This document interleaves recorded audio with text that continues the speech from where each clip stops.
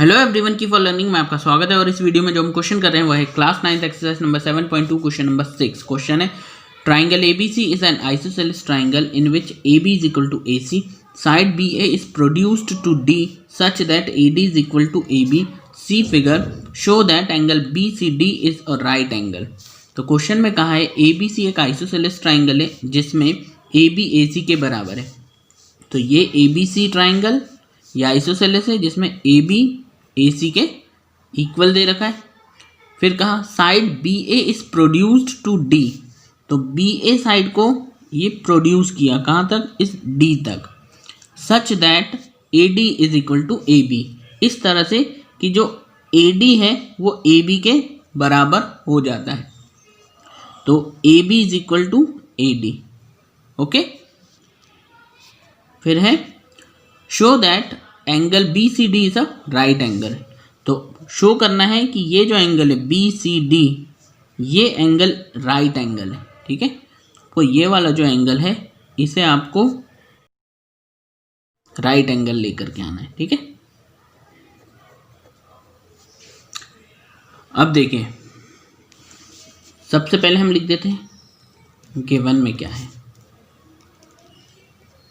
Given क्या है आपको, ये जो ट्राइंगल है वो आइसोसेलेस है, यानी ट्राइंगल ABC इस आइसोसेलेस ट्राइंगल। ठीक है, ये दे रखा है। इसमें AB किसके बराबर है, AC के। AB is equal to AC दे रखा है।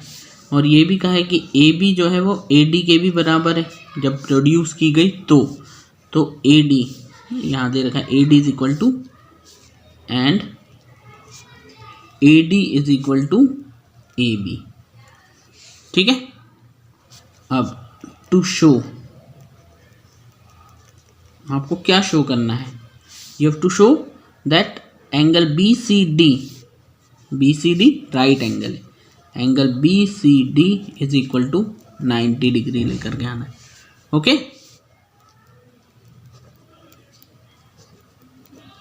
ओके, यहां से शुरू करते हैं। देखिए ओके, अगर आप इस ट्राइंगल को देखें, ट्राइंगल ABC, तो ये एक आइसोसेलेस ट्राइंगल है जिसमें साइड AB और AC ये गिवन है कि ये दोनों इक्वल हैं। तो हम लिखेंगे AB is equal to AC, ऐसा आपको गिवन है कि AB AC के बराबर है। साथ ही ये भी है कि AB जो है वो AD के भी बराबर है। AB is equal to AD, ये भी आपको गिवन है। ठीक है, ये है और ये है, AB AC के बराबर है, AD AB के बराबर है। तो अब देखिए AB AC के भी बराबर है, AB AD के भी बराबर है, ये साइड इसके भी बराबर है, यही साइड इसके भी बराबर है। इसका मतलब ये तीनों साइड एक दूसरे के इक्वल है। ठीक है, ओके, तो हम लिख सकते हैं then AB is equal to AC is equal to AD, that means ये तीनों ही साइड एक दूसरे के बराबर है। ओके, ये हमने अभी फर्स्ट मान लिया। अब देखिए इस ट्राइंगल में, in triangle ABC, triangle ABC में AB AC के बराबर है। AB is equal to AC।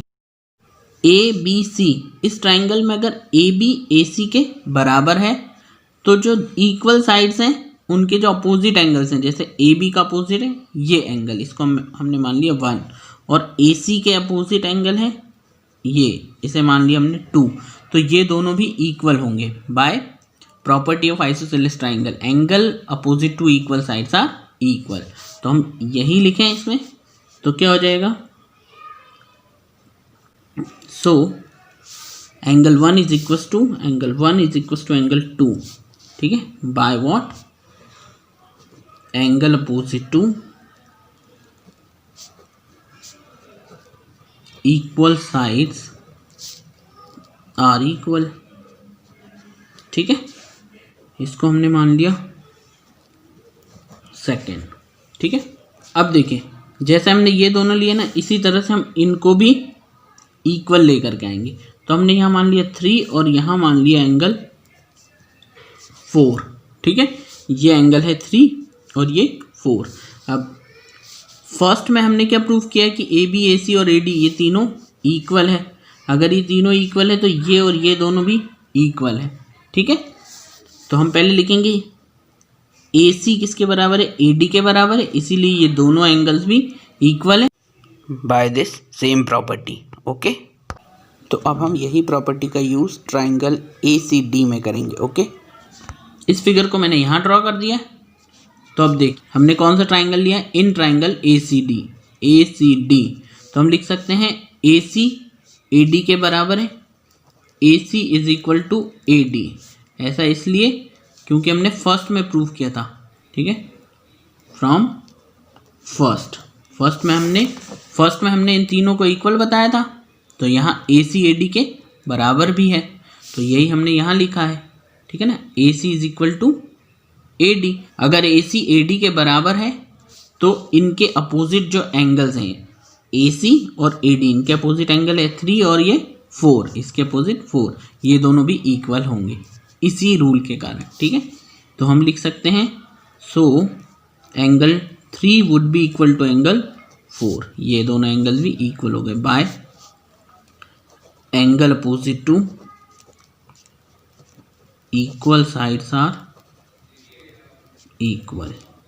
ठीक है, अब ये हमने थर्ड मान लिया। अब देखें सेकंड और थर्ड ऐड कर दें, तो एडिंग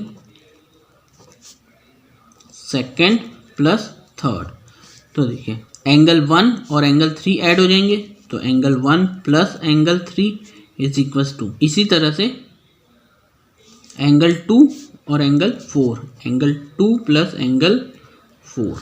ठीक है, इसे ये ध्यान रखना कि ये एक साथ आए 3 और 1, तो 3 और 1 एक साथ कर लिया हमने। ठीक है, ओके, अब दोनों तरफ आप ये एंगल ऐड कर दीजिए, तो add angle B C D both the sides.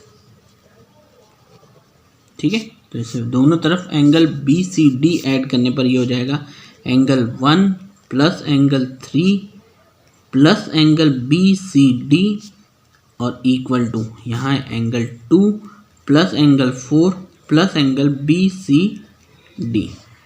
ठीक है, angle 1 plus angle 3 plus angle B C D, angle 1 plus angle 3 plus angle B C D.